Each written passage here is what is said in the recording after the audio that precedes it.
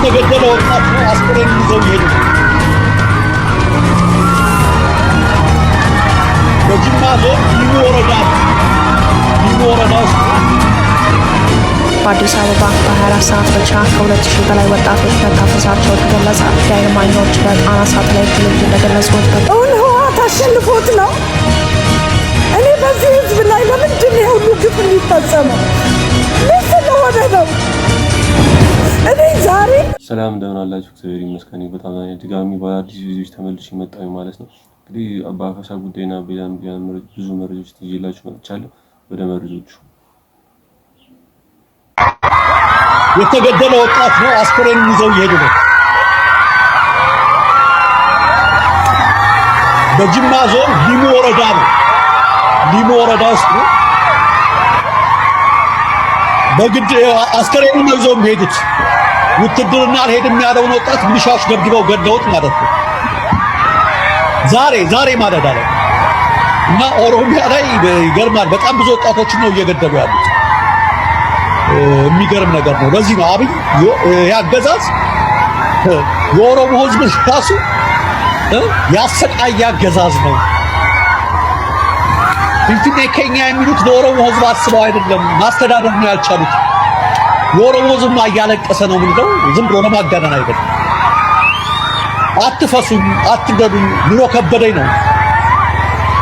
ይሄንን ለማድበስበስ ሌላ የፖለቲካ ጨዋታ ነው እየተጫወቱ ያሉት። ለዚህ ነው እና ዝቄልም እንደዛ ይተናገሩታል። በጅማ ነው የነገር የተካሄደው ማለት ነው። እንግዲህ ለውትድርና ሚኒስትሮች ናቸው። ለውትድርና ማለት በሚመለሙ አባባሳት አይና እና አልፈልግም አልሄድም ባለ ለምሮማት ሄዶ ማለት ደብድበውን የገደሉት ማለት ነው። እንግዲህ ህዝቡን እንደምታዩት እያበደ ነበር። እናንተ ምን ትላላችሁ? ወደ ቀጣዩ ቪዲዮ።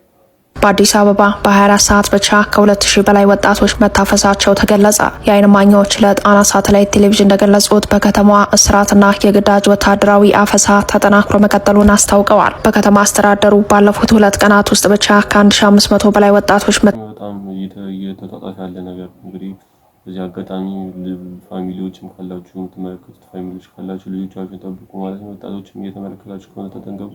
በጣም ምህረት የሌለው ነገር ነው። በቃ በ24 ሰዓት ውስጥ 2000 ሰው ማለት በጣም ከባድ ነገር ነው።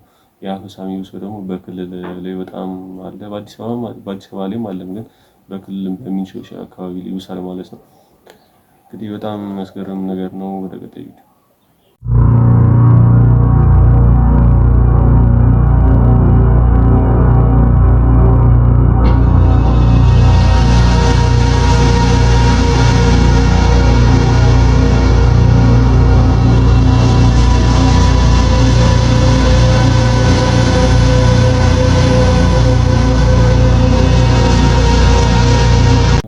ከተማ ነው ማለት ነው።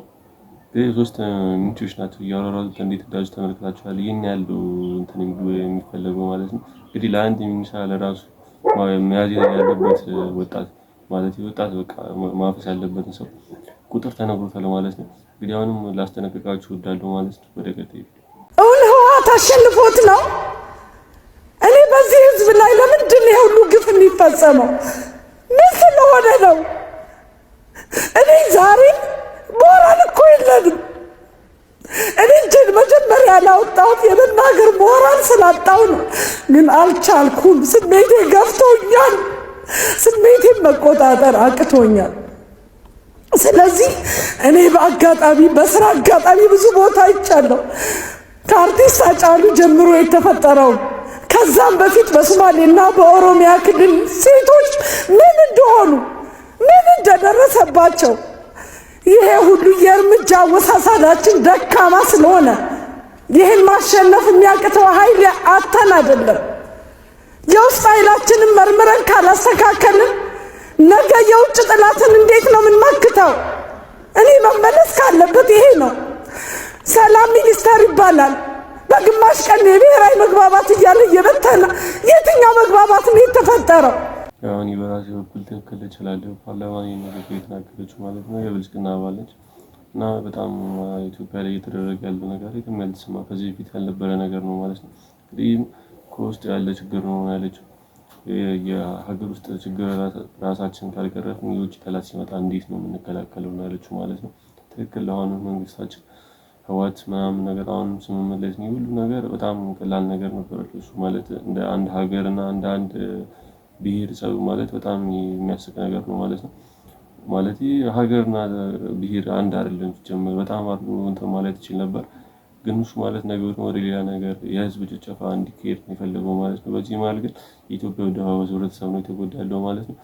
እናንተ ምን ትላላችሁ? ወደ ቀጣይ የኦሮሚያ ክልል መስተዳደር አቶ ሽመልስ አብዲሳ ከሸገር ሲቲ ወጣቶች ጋር በመሆን እስከ መስከረም ምናምን ከፊንፊኔ ከአዲስ አበባ የሌላ ብሔር ተወላጆችን ለማስወጣት እንቅስቃሴ ሊጀምሩ ነው። ቆይ አዲስ አበባ ላይ ያለው ወጣት የምትለው ፊንፊኔ ላይ ምን የኦሮሞ ተወላጅ የለም ምናምን የለም ላይክ ያልተዋለደ ምናምን የለም? እንዴት እንደዛ የሚያስቡ ይመስላችኋል? ላይክ እዚህ ጋር እኮ ጦሱ ብዙ ነው። ሌላ ብሔር ውጣ ስትል ሌላ ቦታው የሚኖረው ኦሮሞ እንደገና ውጣ ሌላ ጦስ ነው የሚመጣው። ማንም ውጣ ብሎ ያሰበ ነገር የለም። ሁሉም በዚህ ሰዓት የሚወደው የሚሰራ አገር የሚያሳድግ የትኛውም ብሔር መጥቶ ሁሉም ሸገር ሲቲን በል ምናምን ሁሉም አብሮ በፍቅር እየኖረ ነው ያለው። አትረብሹት። ይሄ እንደዚህ አይነት ዜና እኔ አሁን ቪዲዮ ቫይራል እየወጣች ስለሆነ ቶሎ ያ ሳይወጣ ልቅደማችሁ ብዬ ነው የሰራሁት። አቶ ሽመልስ አብዲሳ እንዲጠሉ ምናምን የታውቃቸዋለህ፣ አስተሳሰባቸውን ይታወቃሉ። እኔ ትልቁ ድሪሜ ታውቃላችሁ ለወጣቱ በቃ የሸገር ሲቲን ወጣት የአዲስ አበባን ወጣት ምናምን ዋሬቨር ፊንፊኔን በል የተመቸን ዋና ስም ሳይሆን ስራ እስከሰራህባት እድገቷን እስከፈለክ ድረስ ሁሉም ቦታ ያንተ ከተማ ነች። በሄድክበት ሁሉም ነገር በቃ ይሄ በመጥፎ ነገር አትይና የሸገር ሲቲና የሸገር ልጆች ለማጋጨት እኔ በቅርብ ወይኔ ብሎልኝ ቢሆን ኖሮ ሐሳብ የነበረ ገብታችኋል ቢሞላልኝ ኖሮ ሁለቱን በቃ አንድ የሚያደርግ ነገር ነው የምፈልገው። እዚህ ጋር አቶ ሽመልስም ይሄን ቦታም የሰጡኝም ምንም ያሉኝም እንዲጥሩ ነገር እንድሰራበት ነው። እንስሳው እንድጠብቅ ወጣቱ ፈጠራ እንዲማር ምና ሁሌ ወጉማ ይላሉ፣ ሙያ ይወዳሉ፣ ስራ ይወዳሉ። ገብታችኋል። ለዛ እንደዚህ አይነት ነገር እያላችሁ የእሳቸውን ፐርሰናሊቲ በሚያወርዱ ቃሎች መጥራቱን አልፈልግም። እዚህ ጋር ስትሏቸው የነበረውም ማለት ነው ላይቭም ላይ ምናምን እስቲ ሰላም ስጡት። አዲስ አጀንዳ እስቲ አትፍጠሩ። ወጣቱን ለማባላት አትሞክሩ። በሊቢያ ለሚሰደደው ወጣት ምናምን ስራ ለሌለው ስራ ፍጠሩለት፣ ሌላ ነገር ከምታስቡ። እኔ ቅርብ ጊዜ ነው የሆነ ዝግጅት አዘጋጅቼ ሁለታችሁን አንድም ሸገር ሲቲዎች ራሱ በቃ በጣም ከኔ አጠገብ መቆም አለባችሁ። እኔ የገባኝ ነገር ግብዳ ነው። የማስበው ነገር አይ ነው የሚመጣውን ፊድባኩን አውቀዋለሁ። የደረስንበት ንቃትና እየሰራን በቃ ቢሮክራሲው ምናምን ጀግናው ነው ና እንደዚህ እናርግ ምናምን የሚል አማርኛ አለ አይደለ? ላይክ ድሪሜ ረዘመብኝ። አንዳንድ ጊዜ ህይወት ትምህርት ቤት ነች፣ ግን መማርም የሚሰለችበት ሰዓት አለ። ገብቷችኋልና ጥሩ ነገር ፈጥሬ አሳያችኋለሁ። ውስጤን አውቀዋለሁ ለምን እንደምኖር። እኔ ለሰላም ለኢንቫይሮንመንት ለወጣቱ ምናምን ለታዳጊዎቹ ጥሩ ጄኔሬሽን እንዲመጣ ነው የምፈልገውና እዚህ ጋር እኛ ስንት ጥሩ ነገር አስበን ሩቅ እየሄድን ለማለኳኮስ አትሞክሩ። የአዲስ አበባው ልጅ ዱርዮን በለው ምንም ወጣቱ ምንም የሸገር ሲቲም ከእናንተ በላይ ሁለቱ ከኔ ጋር ናቸው። ይህ ዜና ከምታሰረጫጩት የውሸት ከምትሰሩት በላይ ማለት ነው። እና እንደዚህ አይነት የበሰበሰ አስተሳሰባችሁን አቁሙ። ያው ይሄ ደግሞ አዲስ አበባ ወጣትና ሸገር ሲቲ የሚባሉትን ወጣቶች ማለት የኦሮሚያ ምናምን ተብሎ የሚጠሩት ልጆች ማለት ነው። የሆነ ሽመልስ አብዲሳ የኦሮሞ ተወላጅ አልሆነ እንዳለ ከሸገር ሲቲ ከአዲስ አበባ ይወጣል የሚል መረጃ ነበረ ከዚህ በፊት እንዳላችሁት ማለት ነው። እና ውሸት ነው፣ እንደዛ የሚባል የተባለ ነገር የለም። አዲስ አጀንዳ ነው ያለው ማለት ነው።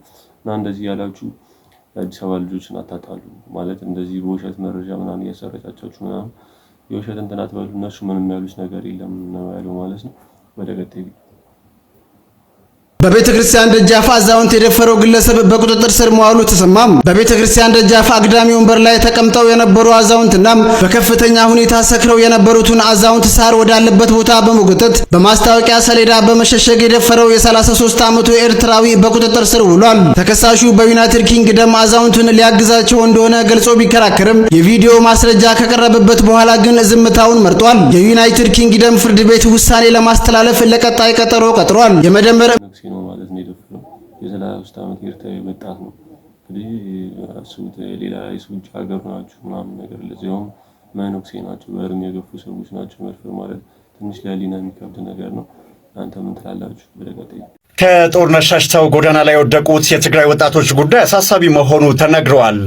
ብዙዎች ከዝናብ ሸሽተው በረዶ ላይ ወደቁ እያሉም ነው። በትግራይ ክልል ካለው የጦርነት ስጋትና የግዳጅ አፈሳን ለማምለጥ ወደ አዲስ አበባ የተሰደዱ ወጣቶች አሁን ላይ ለሌላ መከራ ስለመዳረጋቸው ነው ዶቼ ቬለ ዘገበው። የቤት ኪራይ መክፈል ያቃታቸው፣ የሚበሉት ያጡትና በስራ እጦት ምክንያት ጎዳና ላይ የወደቁ ወጣቶች ቁጥር እየጨመረ ስለመሆኑም ተነግረዋል። የህወሓት የውስጥ ስልጣን ሽኩቻና የበጀት መቋረጥ ወጣቱ ለስደት ዳርጎታልም ነው የተባለው። እነዚህ ወጣቶች ክልሉ ተጨማሪ ጦርነት የመሸከም አቅም የለውም እያሉ ሲሆን ይህ ስቃይስ መቼ ነው የሚያበቃው እያሉም ይገኛሉ።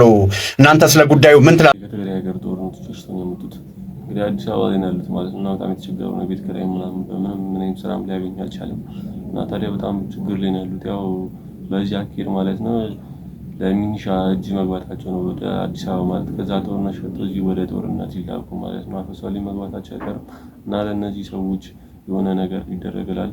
ለዛሬ ይዤላችሁ የመጡት ቪዲዮ ይመስል በቀጣይ ባሪፍ እስክንገናኝ ድረስ ቸር ቆዩ።